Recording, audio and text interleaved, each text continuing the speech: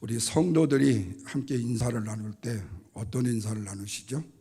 한번 옆 사람이 오래간만에 만났다고 생각하시고 인사를 한번 나누십시오. 이렇게 해보십시오. 요즘 어떻게 지내십니까? 그렇게 한번 인사해 보십시오. 자, 요즘 어떻게 지내십니까? 예, 그러면 대답이 뭘 같아요? 뭐로 대답하시겠어요?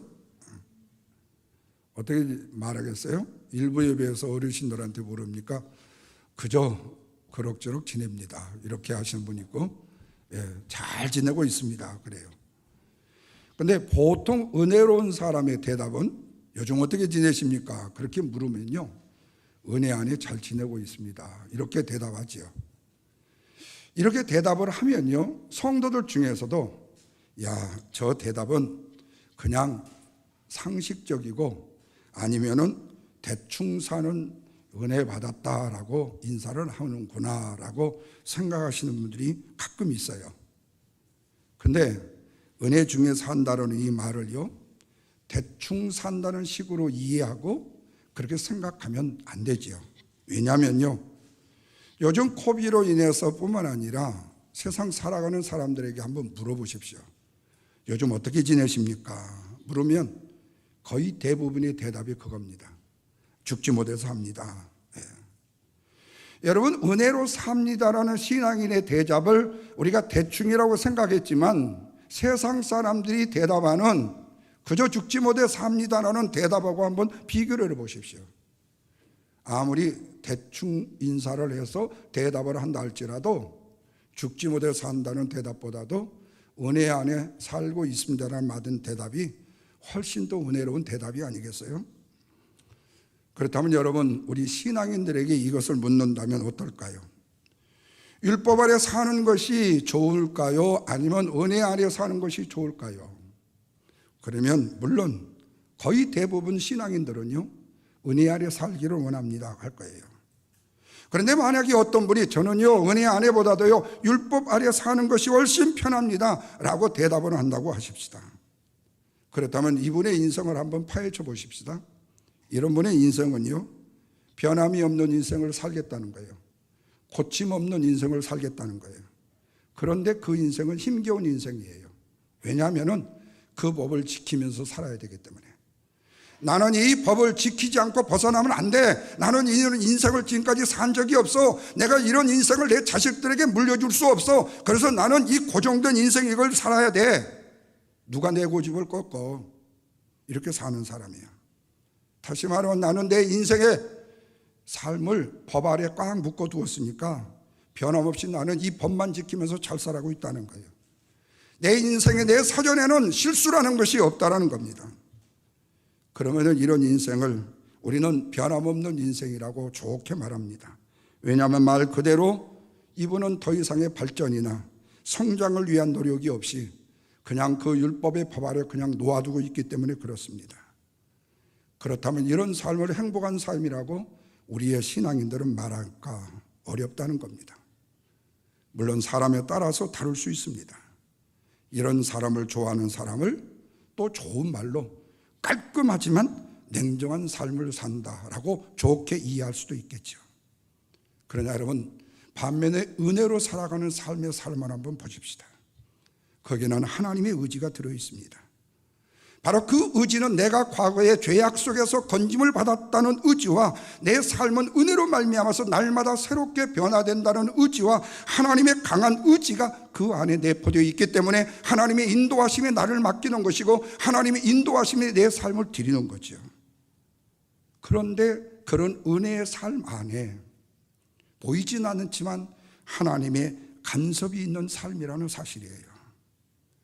내가 만들어내겠다는 강한 의지가 있지만 그런 사람의 삶 가운데 하나님께서 간섭하시는 삶이 있다는 말씀이에요. 그래서 우리가 시험이 쉽습니까? 훈련이 쉽습니까? 이렇게 물어보면 거의 대부분은 단번에 보는 시험이 쉽지요. 오늘 시험 봐가지고 오늘 하루 안에 시험의 결과가 나오기 때문에 속 시원하다는 거죠. 또한 시험이 쉬운 이유가 있습니다.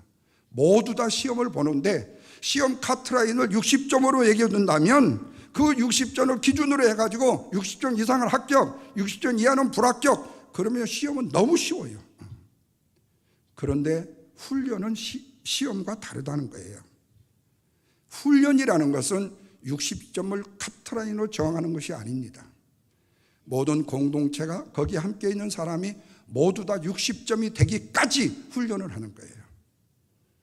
여러분, 군대에서 특별히 공수부대에서요, 조별 극기 훈련을 합니다. 이게 시합이에요.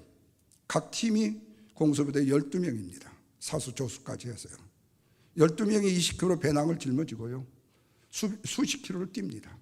그리고 독도벌로 써가지고 어디에 몇 시까지 도착을 해야 되고. 그런데 그 12명 중에요, 뛰다 보면요, 몸이 약한 사람이 있어요. 그래서 뒤로 쳐집니다. 그런데 만약에 그 팀원 중에서 한 사람이 낙오자가 있거나 한꺼번에 같이 들어가지 못하게 되면 그 팀은 빵점이 돼요. 그러니까 어떻게든지 같이 기어서라도 가야 됩니다. 그래서 20km 배낭 군장을요, 다른 사람이 40km를 짊어지고요, 좌우편에서 그 사람을요 같이 정해가지고 가요. 그래서 나중에요, 아름답게 같이 골인을 하면서 우리 팀이 몇 분에 몇 시간에 그리고 몇 등으로 도착을 했다는 것을 해요. 훈련은 이렇게 힘이 듭니다. 훈련의 결과는 쉽게 볼 수가 없습니다. 생각하는 것처럼 빨리 될 수도 없어요. 될 때까지 하는 것이 바로 시험이 아닌 훈련인 것입니다. 이런 면에서 오늘 본문의 말씀을 우리가 한번 봅니다. 바울에게는 주어진 사명이 있었습니다. 그는 유대인으로 하나님의 은혜로 하나님의 거룩한 백성이 되었기에 이방인을 위해서 사역을 감당하고자 합니다. 그래서 수많은 전도 여행을 통해서 수많은 교회를 세웠고 수많은 영혼들을 구원했어요. 그런데 마음속에 하나의 응어리로 남아있는 것이 뭐냐면은 바로 내가 유대인으로 그리고 내 민족인 로마가 주의 복음으로 변화되어서 하나님의 거룩한 백성이 되어야 되는데, 그래서 내가 로마를 가야 되는데 이것이 나의 마지막 사명인데 이 사명을 감당하고 싶어도 주의 성령께서 자기를 보내주시는 일이 없다는 거예요. 그러면서 시험으로만 늘 하시지 그를 보내주지 않는 거예요. 그런데 하나님이 놀랍게도요, 이 바울을 그 엄청난 간섭의 훈련을 통해서 결국의 마지막에는 어디까지요? 로마에 가게 하시더라는 거예요. 하나님의 원하심과 명령이지만 피할 수 없는 훈련의 과정을 통해서 하나님이 그 일을 통쾌하게 만드시더라는 거예요. 바로 그것은 주의 사명에 대한 성취 때문에 그런 것입니다. 그래서 오늘 두 가지로 생각해 봅니다. 먼저는요, 하나님의 인도하심이라는 것에도요, 하나님의 굉장한 간섭의 훈련이 있다는 사실을 잊어서는 안 돼요. 바울의 전도여행은 5차까지입니다. 3차 전도여행까지 아주 은혜 중에 잘 마쳤습니다. 수많은 사람들을 위로했고 격려했고 복음을 전했고 교회를 세웠습니다. 이제는 마지막 사명을 위해서 발걸음을 옮겨야 돼요. 예루살렘을 방문했다가 바로 로마에 가서 로마의 복음을 전하고자 하는 야심찬 계획을 세웠습니다. 바울이 가슴에 사명을 품고 이제 예루살렘에 도착합니다. 그런데 실제로 예루살렘을 방문하려고 했을 때 많은 곁에 있는 성도들과 장로들이 바울 선생이요, 절대로 예루살렘을 가지 마십시오. 가면은 어려움을 당하고 시련을 당하게 될 것입니다. 많은 소리를 들었을 뿐만 아니라 본인도 예루살렘에 가면 시련과 고통을 당할 것이라는 사실을 예상했지만 각오가 되었어도 그는 예루살렘에 들어갔습니다. 그런데 예루살렘에 갔을 때 시련과 고난의 역경 몇 대 정도 맞는 것으로 끝나는 것이 아니라 아예 바울의 앞길의 인생을 가로막는 사건이 벌어지게 된 겁니다. 다시 말하면 자기 자신의 마지막 사명의 발걸음을 힘차게 옮겼는데 예루살렘에 도착하자마자 유대인들의 세력들이 규합을 해가지고 바울을 죽이려고 그냥 무조건 덤벼 달려드는 겁니다. 한편에서는 바울을 죽이려고 해치는 세력이 있는가 하면 한편에서는 바울을 보류하려고 예루살렘에 크나큰 소동이 일어나게 된 겁니다. 바울 한 사람으로 말미암아서 예루살렘의 소동이 결국에는 로마 제국의 관원들까지의 관여가 하게 되어졌어요. 그도 그럴 것이 바로 바울은 로마의 시민권자이기 때문이에요. 그래서 로마의 시민이 공정한 재판도 없이 유대인들의 이 몰상시간, 이 무리들의 잘못된 생각과 판단에 의해서 피살을 당하도록 절대로 놓아줄 수는 없다는 거죠. 무자비한 공격에 의해서요, 이유와 조건도 없고 증거도 없이 말이에요. 그래서 처음에는 예루살렘에 주둔하던 로마의 군대 장관 천부장이 그 재판을 맡습니다. 한편에 바울의 편을 세우고 한편에 유대인의 편을 세웁니다. 그래서 둘 다 들어봤더니 유대인 편에서는 바울을 죽여야 된다고 말해요. 그런데 바울의 편에서는 바울을 죽일 만한 구체적 증거를 제시하라는 겁니다. 없습니다. 천부장의 군대의 호의 속에서요, 도저히 판단이 어렵습니다. 그래서 바울을 유대 총독이 벨렉스가 있는 가이사라로 다시 보내게 됩니다. 그런데 이 벨렉스 총독이라고 몇 족수가 나는 게 아니에요. 유대인들이 얘기를 들어봐도 증거가 없고 바울의 편에서 보면은 바울이 지금 여기서 죽여야 될 이유도 없는 겁니다. 참으로 어려운 겁니다. 그래서 할 수 없이 그럭저럭 핑계 하다 보니까 2년이라는 세월이 흘렀습니다. 그런데 이 벨렉스 총독이 임기가 끝나는 거예요. 그리고 그가요, 물러난 이후에 베스도라는 총독이 다시 그 다음 총독으로 부임을 하게 되는데, 이제 그 베스도 총독이 재판의 과정을 다시 하는 일련의 말씀이 오늘 본문의 25장 6절 이하의 말씀입니다. 벨렉스는 자기의 임기 동안에 바울이 무지였다는 것을 알았어요. 그런데 2년 동안 옥에 가두어졌습니다. 그것은 바로 정치적으로 유대인들의 환심을 사야 되기 때문에, 내가 유대를 통치하고 있는 총독인데 유대인들이 말을 안 들어줬고 독립한다고 전쟁이나 일으키고 시비나 걸고 자꾸 힘들게 하면 자기의 성과가 나빠지는 거예요. 그래서 로마의 관료로서 인정을 못 받는 거예요. 어쩌든지 그들의 환심을 사서라도 그들의 밑을 긁어 주어가지고 그들을 안정을 시켜야 되는 거예요. 그런데 여러분, 육신에 속한 사람들의 특징이 바로 그렇습니다. 성령 받지 못한 사람들의 대부분의 모습이 바로 이 벨렉스 총독과 똑같은 그런 상황에, 그런 삶의 모습을 긁어가며 살아가는 것입니다. 세상에 가장 비열한 사람이 누군 줄 알았어요? 간첩질하는 사람이에요. 이 편에 가서는 이 말하고 해요, 저 편에 가서는 저 말하고 해요. 그러면서 자기가 뭔가 자기의 입신을 세워보려고, 자기의 자리를 지켜보려고, 다른 사람에게 칭찬을 받아보고자 비열하게 하는 야비한 인생에 사는 사람들이 보통 다 욕심에 가득 찬 사람, 교만이 넘치는 이런 사람들의 모습과 비슷합니다. 그래서 이들이 살아가는 세상의 모습도요, 거의 쌤띵이에요. 그럼에도 사도 바울은 어떻습니까? 하나님의 뜻을 위해서 자기 자신을 내려놓습니다.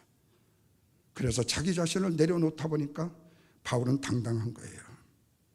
세상의 권세자들 앞에서, 심판자들 앞에서 한치도 굴복할 수 없는 것입니다. 왜?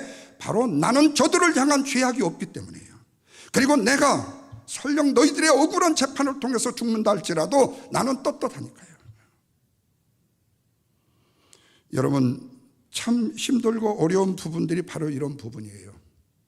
왜냐하면요, 세상을 살아가면서요, 눈치도 있어야 되고요, 뭔가 좀 적당히 타협점도 있어야 되고요, 뭔가 조금 이렇게 융합을 할 줄 알아야 되는데, 그렇지 못하면요 얻어맞기 일쑤입니다. 그리고 팽당하기 쉽고요. 이게 바로 세상이에요. 왜? 나를 좋아하는 사람은 나를 좋아해 주고요, 나를 싫어하는 사람은 나를 싫어하기 때문에요. 특별히 자존심이 센 사람을 건드렸다가는요, 나중에는 엄청난 대가가 돌아오는 것도 있어요. 바울은 그런데 지금요, 모든 것을 내려놨습니다. 여기서 더 이상 죽기까지 하려고. 죽는 거 외에 더 이상 뭐 있을까요? 사랑하는 여러분, 우리가 어떤 어려움을 당했을 때요, 사실은 뭔가의 목표를 집중하고, 그리고 그 집중한 것이 가지고 나아가면요, 문제는 괜찮아요. 그런데 그 목표에 집중하지 못하고 이리 흔들리고 저리 흔들리게 되면요, 사람은요 꼴이 되게 사납게 되어져요. 바울도 얼마 전에는 육신에 속한 사람이었습니다. 수많은 예수 믿는 사람을 핍박했습니다. 복음이 뭔지도 몰랐습니다. 율법 자체에 얽매여서 나는 율법을 지키는 정당한 사람, 다른 사람을 심판하고 정죄해도 괜찮다는 심판자의 위치에서 섰어요. 그런데 복음을 듣고 보니까 이게 아니더라는 거예요. 복음은 행정도 아니고, 복음은 형식도 아니고, 복음은 하나님의 능력이더라는 거예요. 복음으로 변화되는 것이지 세상의 법으로 변화되나요? 여러분, 교도소에서 사람이 변화돼서 나와요. 천만의 말씀입니다.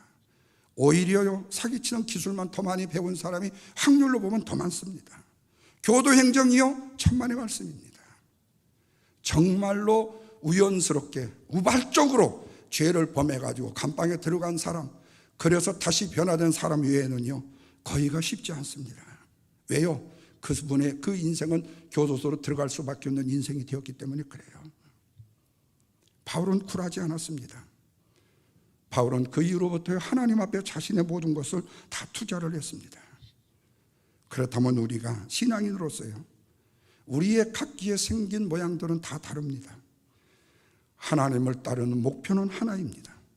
온전히 그 하나의 목표를 향하여서 따라가야 되는 거죠. 그러나 세상의 사람들의 판단은 어떻습니까? 말씀을 드렸듯이요, 나한테 기쁨을 주는 사람은 내가 이쁘고요, 나한테 조금 나쁘게 하는 사람은 나쁜 사람이에요. 그러나 좀 더 넓게 사도행전적 역사에서 보면요, 우리 주님이 하신 말씀이 딱 맞아요. 내 마음에 성령이 임하시면 권능을 받아서 예루살렘과 온 유대와 사마리아 땅끝까지 이르러서 내 복음의 증인이 되라고요. 사실은 교회가 세워진 목적이 주의 복음을 전하는 일이지 다른 걸 행하는 일이 아니잖아요. 주의 복음을 전하는 신실한 종들이 가장 훌륭한 사람들이지 세상에 다른 어떤 사람의 훌륭한 사람들이 아니잖아요. 복음을 위해서 생명을 버리고 복음을 위해서 삶을 헌신하고 복음을 위해서 당신의 목숨까지라도 드리라고 하잖아요. 이런 사람들을 존경하기까지는 안 하지만 인정해주고 칭찬해줘야 되는 거 아니에요? 어렵고 힘든 역경에서요, 수천 명 수만 명이 모이는 교회의 목회자가 청빙을 받아서 그 교회에 가려가 목표를 했을 때 그 교회를 부흥시키지 못하는 목사가 세상에 있다면 그거는 뭐 말할 나위가 없겠죠.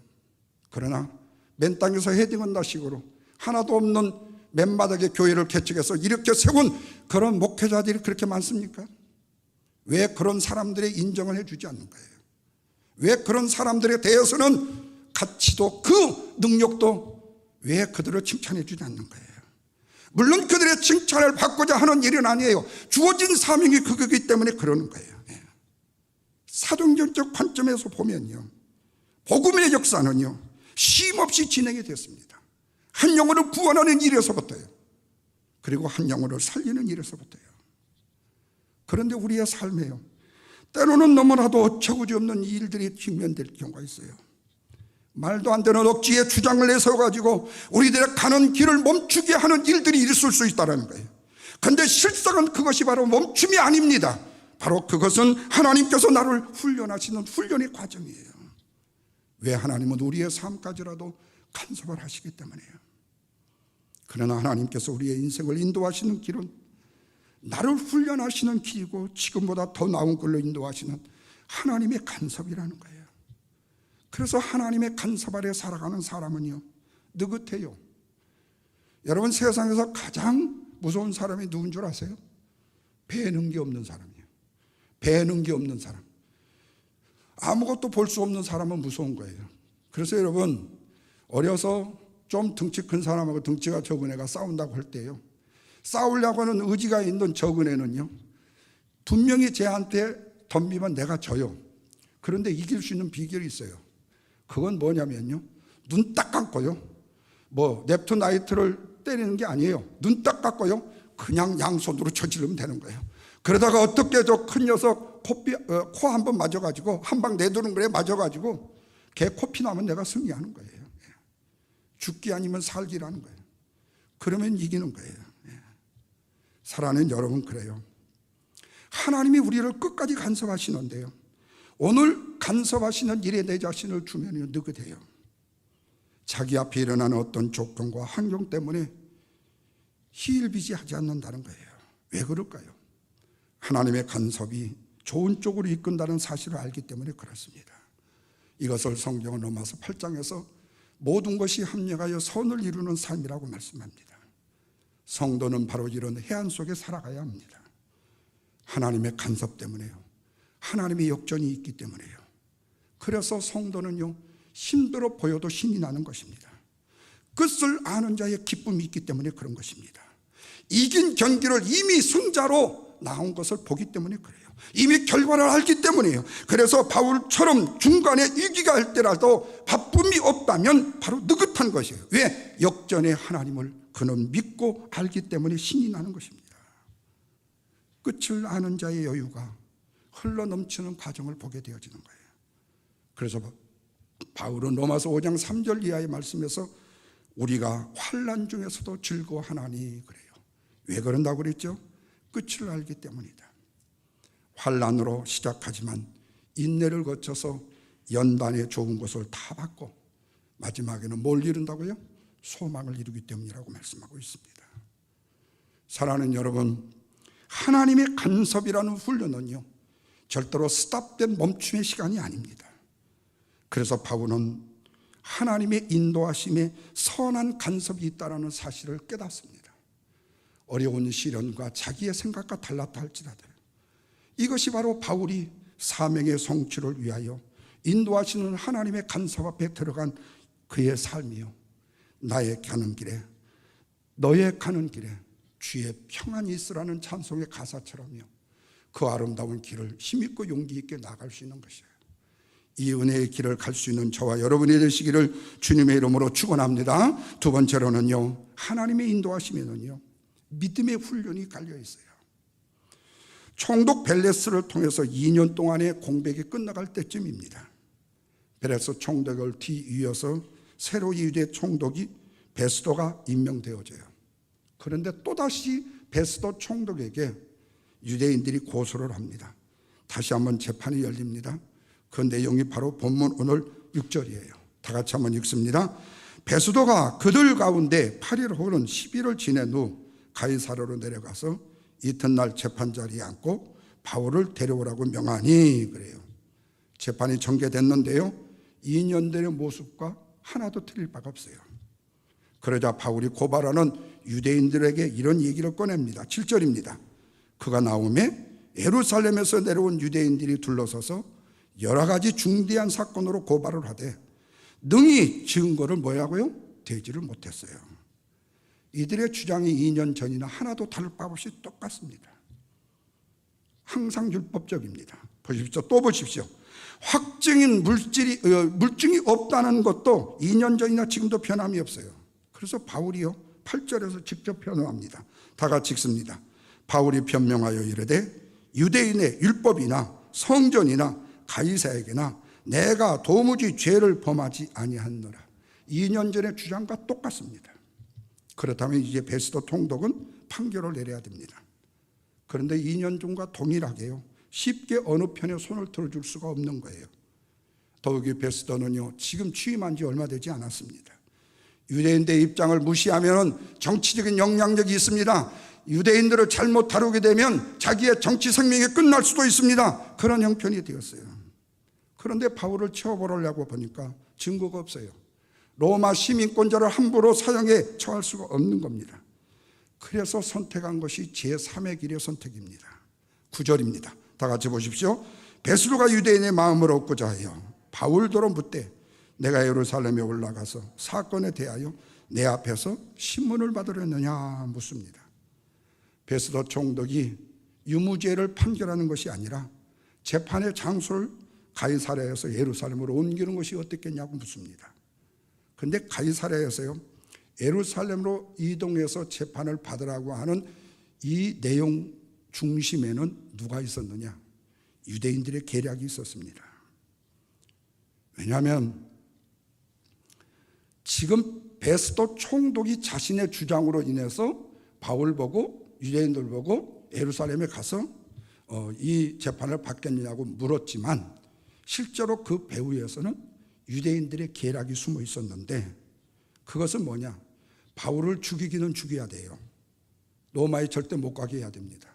근데 가이사랴에서 예루살렘까지 남쪽으로 이동을 할 때 행여라도 천부장의 그 로마의 군대들이 허술하게 바울을 지키는 틈을 타가지고 무력을 사용해서 바울을 죽이는 데 성공을 하려고 세웠던 계획이었어요.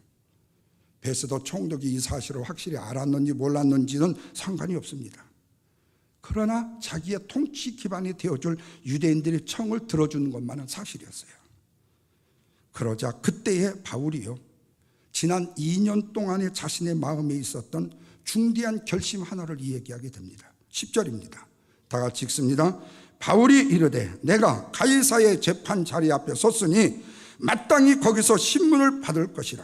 당신도 잘 아는 바와 같이 내가 유대인들에게 불을 행한 일이 없나이다. 만일 내가 불의를 행하여 무슨 죽을 죄를 지었다면 죽기를 사양하지 않을 것이지만, 11절이에요. 만일 이 사람들이 나를 고발한 것이 다 사실이 아닌다면 아무도 나를 그에게 내어줄 수 없을 것이다. 내가 가이사에게 상소하노라. 끝이 중요해요. 내가 가이사 황제에게 상소를 하겠습니다. 여기서 바울이 그래요. 내가 가이사에게 로마의 황제의 재판 자리에 가겠으니 마땅히 거기서 심판을 받겠습니다. 그래요. 너희들 같은 간신배에게 받는 것이 좋지 않다는 거예요. 바울은 분명히 죄인의 신분입니다. 피고인의 신분입니다. 그러나 황제에게 재판을 받을 만한 권리가 있는 사람이에요. 그래서 로마로 가겠다고 한 것입니다. 바울은 유대인들의 음모를 잘 알고 있습니다. 심판을 위해서 예루살렘에 간다는 것은요, 자기 자신이 죽을 수도 있는 내어주는 행위일 수가 있어요. 그러나 처음에 바울은 그렇게 생각했어요. 간단하게요, 예루살렘으로 가면 잡힌다고 하는데 잡혀도 증거가 없으니까 쉽게 풀려날 거야. 그래갖고 조금 시련 맞고 그리고 환난 당하고 곤장 몇 대 맞고 혼쭐 나서 쫓겨나가면 그때 내가 로마에 가서 주의 복음을 전하면 쉽게 해결이 될 것이라고요. 억울하지만 유대인들의 모함이 있지만 증거는 없으니까 나는 무고할 것이라고요. 빨리 이 재판 끝내고 자유의 몸이 되어서 로마의 주의 복음을 전하고 싶었던 생각이었어요. 그런데 여러분, 자기의 뜻과 생각대로 안 되더라는 거예요. 바울은 1년의 모든 과정을 통해서 이런 결심을 합니다. 내 자신의 억울함을 재판을 통해서 풀리지 않아도 좋다는 겁니다. 내 자신이 죄인의 신분이 되고 피고인의 신분에서 벗어나지 않아도 괜찮다는 겁니다. 죄인이 되어도 괜찮다는 거예요. 우리도 그래요. 주의 일을 하다 보면요, 대부분이 겪는 일입니다. 내가 원치 아니하게요, 내가 가려고 하는 내 앞길에요, 잠시의 멈춤이라는요 시간을 경험하게 되어져요. 외부의 환경이고 내부의 환경이고 어떤 여건에 의해서 그런 일을 경험하게 되어져요. 그런데 여러분, 경우에 두 가지가 일어납니다. 유대인들이 예루살렘 성전을 지으려고 할 때요, 일이 일사치로 너무 잘 돼가지고 성전 건축이 너무나도 빨리 끝나요. 이렇게 은혜롭게 우리 세상 말로 되어줄 수도 있어요. 그러나 바울의 경우 같이요, 그렇게 내 조국 로마를 향해서 주의 복음을 전하고 싶어 가고 싶어도요, 성령이 인도해 주지 않아가지고 그 일을 가지 못하는 일들이 생겨날 수도 있어요. 다시 말하면 내가 아무리 노력을 하고 힘쓰고 애써도 이것이 선한 일이라고 생각이 되어져 내 뜻대로 안 되는 경우가 있다는 거예요. 바로 그때에 바울이 내놓는 과제를 자기 자신이 어떤 인간적 방법이나 뭘로 해결하기보다는요, 나를 통해서 이루시고자 하는 하나님의 사명에 더 집중함으로 인하여서 자기 자신이 직면하는 어려운 문제 그리고 억울한 문제는 뒤로 두고 풀려고 미루는 거예요. 왜냐하면 자기 자신의 억울함을 재판을 통해서 풀어내는 일보다도요, 로마에 가서 주의 복음을 전하는 일이 훨씬 사명으로 중요하기 때문이에요. 그러자 12절에서 다시 보십시오. 베스도가 배석자들의 상의하고 이르되 네가 가이사에게 상소를 했으니 가이사에게 갈 것이라고 결정을 해줍니다. 드디어 지난 2년 동안 아무런 결정도 없고 판결이 없었던 재판이 이제 한 가지로 먼저 결정이 되어지게 돼요. 그것은 재판의 장소를 로마로 옮겨서 로마 황제의 재판을 받는 거예요. 바울에게는 이제 그렇게 꿈에도 그리고 싶었던 로마를 가게 되는 길이 열리게 되어진 것입니다. 사랑하는 성도 여러분, 결론으로 말씀을 드립니다. 우리는 이런 질문을 하게 되어져요. 교회는 시험을 보는 것인가? 아니면 교회는 훈련을 하는 것인가요? 여러분의 대답은 분명히 후자일 거예요. 맞습니다. 교회는 훈련을 하는 것입니다. 그래서 시간도 걸리고요, 인내도 해야 되고 기다려야 되고요, 하나님의 감속도 있다는 사실을 잊어서는 안 돼요. 그래서 우리가 배운다라는 것은요, 훈련을 받는다는 것은요, 간섭이 받는다는 뜻이 되어져요. 그것은 우리의 기분과 상관이 없습니다. 계속적으로 하나님은 우리를 간섭하십니다. 그래서 우리를 훈련하시는 거예요. 그런데 우리가 예수 믿는 성도들의 생각과 삶을 보면요, 예수 믿으면요 만사형통, 모든 게 다 잘 된다고 생각하죠. 그러나 만사형통만은 아니라는 것을 너무 많이 알아요. 억울한 누명도 쓰고요, 억울한 일도 당하여 고통스러운 일도 당해요.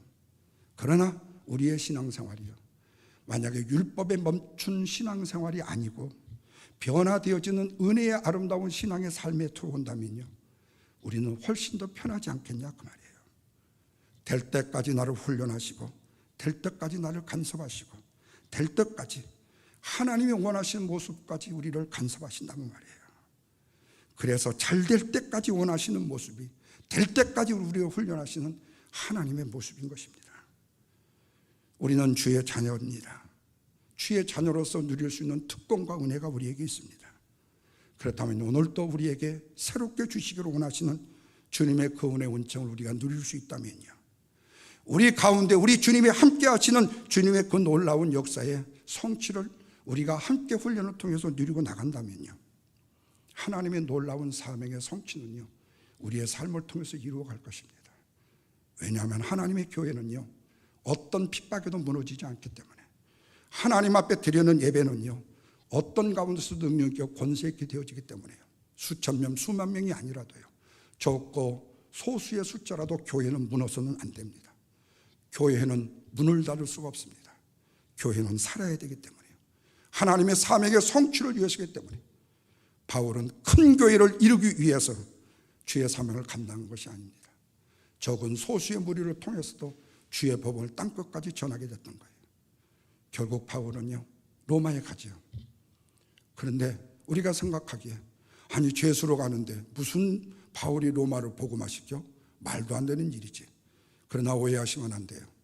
바울은 죄수로 갔지만 그 바울을, 죄수를 관리하는 간수들은요, 모두 다 로마의 관료들입니다. 하루 종일 양손 양발에 차코를 채고요, 함께 감옥에 있습니다. 그때 바울이 할 수 있는 일은 뭐죠? 찬양하고 말씀을 전하는 일밖에 없습니다. 그들이 먼저 그리스도의 은혜를 힘입었습니다. 그들이 가족을 변화시켰습니다. 결국 로마는 관료부터 변화되어 평민의 주의 복음이 전파되어 312년에 콘스탄틴 대제를 통해서 로마가 복음 국가로 변하게 되죠. 바울이 죄수로 갔던 로마의 복음화, 바로 살아있는 생명력 있는 교회의 아름다운 사명의 성취의 축복입니다. 그 은혜가 오늘 우리 몸된 교회와 우리 속한 사랑하는 성도들 통해서 이룰 수 있기를 주님의 이름으로 축원합니다. 기도합니다. 하나님 아버지 감사합니다. 우리에게 주신